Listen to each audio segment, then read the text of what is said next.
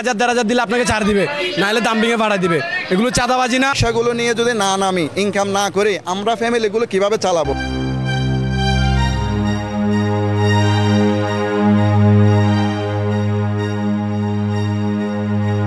আমাদের একটাই দাবি, অটো কেন চলতেছে না, কেন আমাদেরকে চলতে দিতেছে না, সেটা আমরা জানতে চাই।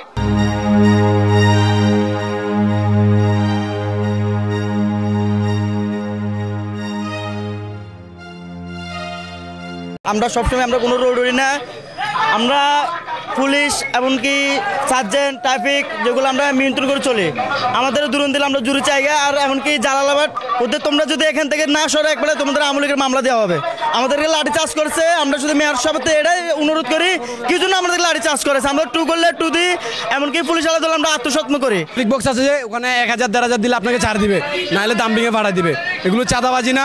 তারপর আকবর সেদিকে ধরে, ওখানেও চাঁদাবাজি করে। আমরা কিস্তিতে লোন নিয়ে গাড়িটা নিছি, তো এখন তো আমরা কিস্তি না দিতে পারি, আমাদের গাড়ি স্লিপও দিচ্ছে না। গাড়ি কত পাবে দিনে গাড়ি, যার তো পাবে দিনে গাড়ি।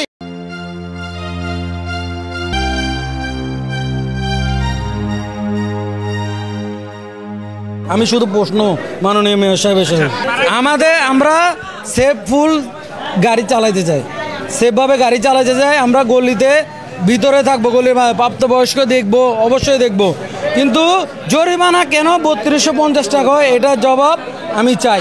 এখানে যারা অটো চালক ভাইয়েরা আছে, আমরা সবাই এই দেশের বাংলাদেশের নাগরিক।